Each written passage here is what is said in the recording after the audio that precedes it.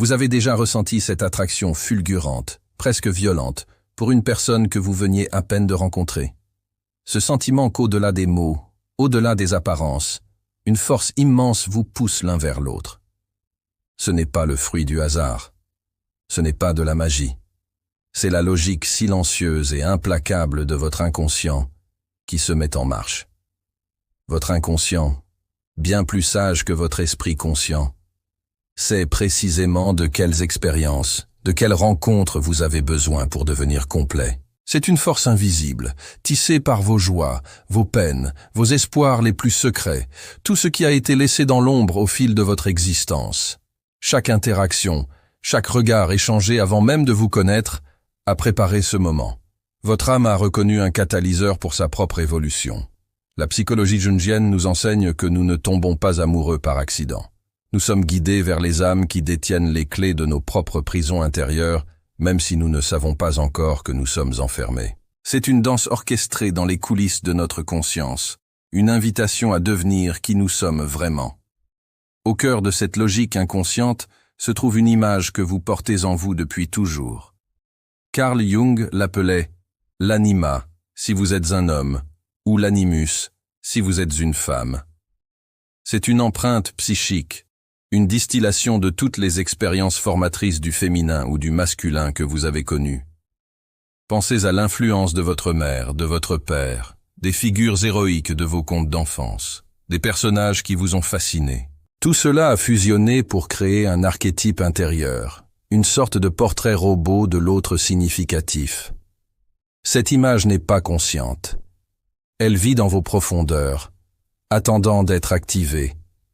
Elle est la mélodie secrète de votre âme.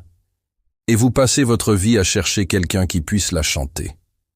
C'est une quête, non pas pour une personne parfaite, mais pour une personne qui résonne avec cette vibration intérieure. Cette figure fantomatique et puissante, qui représente l'autre moitié de votre propre psyché, la partie manquante de votre univers intérieur. Et puis, un jour, vous la rencontrez. La personne entre dans la pièce, et le temps semble s'arrêter. Ce n'est pas sa beauté physique ou son statut qui vous frappe, mais une qualité insaisissable, une énergie qui semble étrangement familière. C'est la rencontre foudroyante entre votre anima ou animus intérieur et une personne réelle. Votre inconscient crie « La voilà, c'est elle ». Ce sentiment d'avoir connu cette personne depuis toujours, cette connexion instantanée et irrationnelle, c'est la projection de votre archétype intérieur sur cet individu. Vous ne tombez pas amoureux de la personne telle qu'elle est réellement à cet instant, mais de l'image sacrée qu'elle a réveillée en vous. C'est une expérience à la fois divine et dangereuse, car vous dansez avec un fantôme que vous avez vous-même créé. Carl Jung nous met en garde. Cette reconnaissance est le début du voyage, pas la destination. C'est l'étincelle qui allume le feu de la transformation, un feu qui peut soit vous illuminer, soit vous consumer. L'une des raisons les plus puissantes pour lesquelles nous tombons éperdument amoureux est que l'autre personne incarne une partie de nous-mêmes que nous avons laissée en friche. Vous, qui êtes peut-être d'une nature réservée et contemplative, vous vous sentez irrésistiblement attiré par quelqu'un de spontané, de solaire, qui danse avec la vie sans la moindre hésitation. Ce n'est pas une simple fascination pour un contraire. Selon la psychologie jungienne, c'est votre ombre qui vous appelle. L'ombre n'est pas une part mauvaise de vous, mais simplement la part inconnue, celle qui contient tout le potentiel que vous n'avez pas osé explorer. Votre audace refoulée, votre joie non exprimée, votre créativité mise sous scellé. L'autre ne fait que porter la torche qui éclaire ce territoire endormi de votre âme. Vous êtes fasciné non pas par l'autre, mais par la promesse de ce que vous pourriez devenir à son contact. C'est votre inconscient qui vous murmure. Regarde, ceci aussi c'est toi. Il est temps de le réclamer, Ce processus se nomme la projection. Nous portons tous en nous une carte au trésor menant à notre propre complétude, mais nous ne savons pas la lire.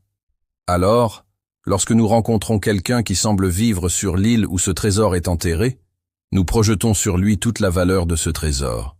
Nous le parons de toutes les qualités que nous aspirons à posséder. Sa confiance devient le miroir de notre courage caché. Sa liberté devient le reflet de notre propre désir d'envol. L'amour devient alors un écran de cinéma sur lequel nous projetons le film de notre potentiel inexploité. L'attraction est la réponse viscérale de notre être à cette image de nous-mêmes, enfin rendue visible. C'est une étape magnifique et nécessaire, car pour la première fois, nous pouvons voir, admirer et aimer une partie de nous qui était jusqu'alors invisible. Nous tombons amoureux du reflet de notre propre âme dans le regard de l'autre. Mais c'est ici que le chemin devient périlleux.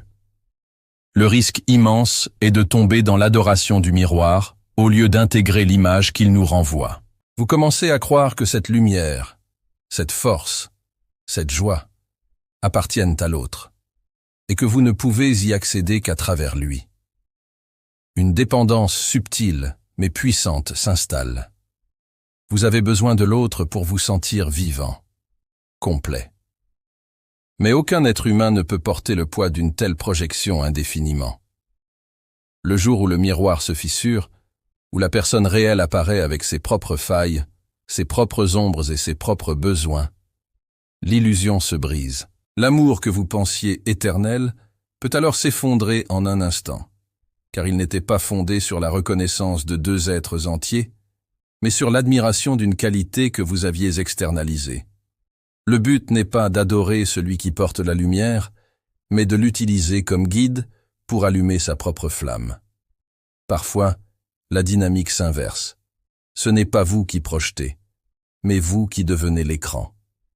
Vous rencontrez quelqu'un, et vous sentez une adoration quasi instantanée de sa part, une fascination qui semble disproportionnée par rapport à ce que vous avez révélé de vous-même. Cette personne vous regarde avec une intensité qui vous trouble.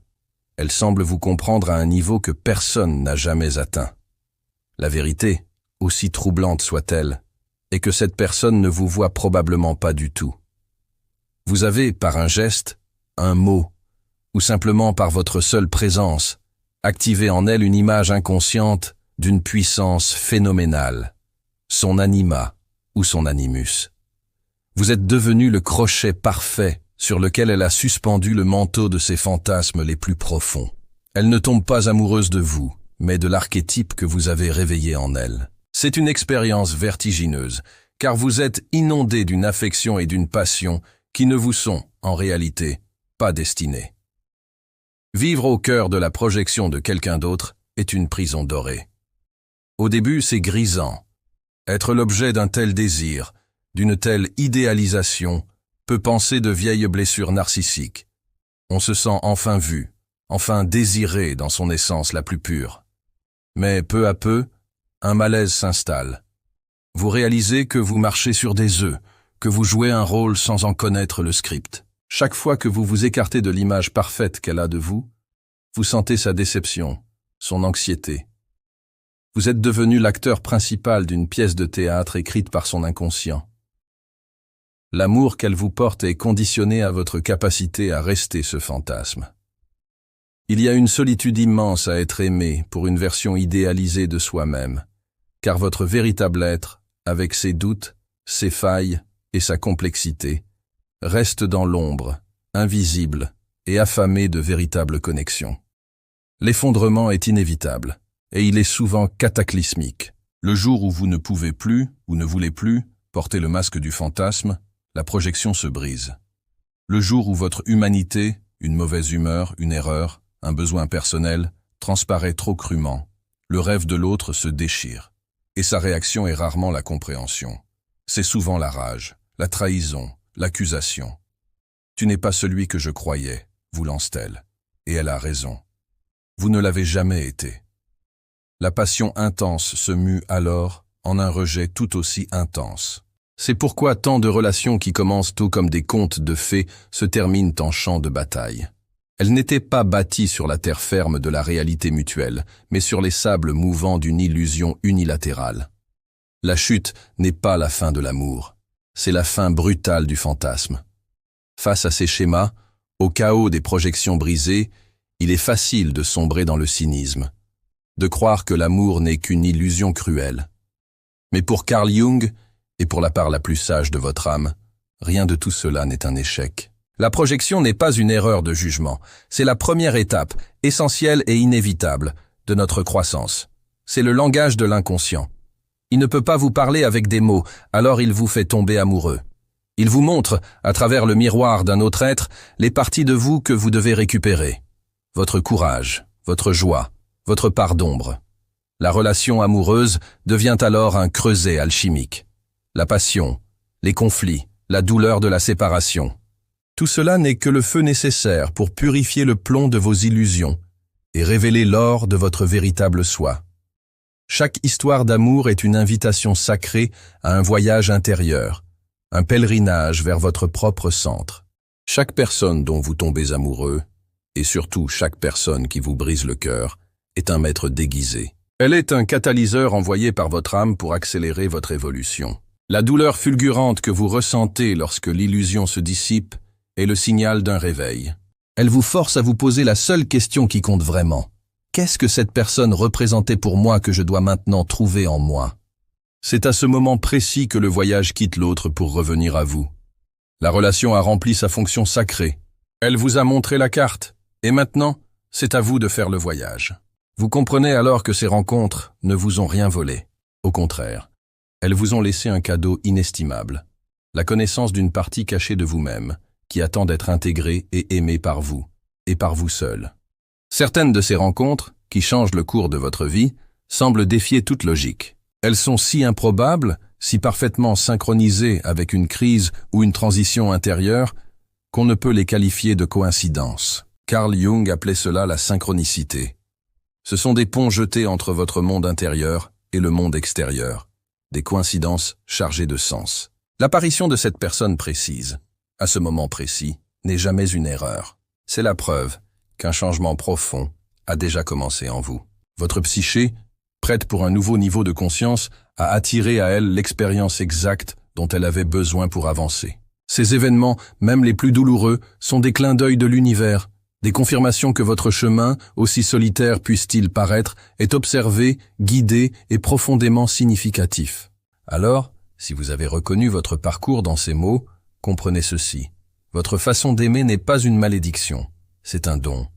Cette sensibilité qui vous a fait tant souffrir, cette intensité qui vous a fait vous sentir si différent, n'est pas un défaut. C'est la preuve d'une conscience élevée. C'est le signe que vous n'êtes pas engagé dans une simple quête romantique, mais dans le processus le plus sacré qui soit, le voyage de l'individuation, la quête pour devenir soi. Chaque relation, chaque cœur brisé, n'était pas un échec, mais une leçon parfaitement orchestrée, une initiation qui vous rapproche de votre propre vérité, de votre propre lumière.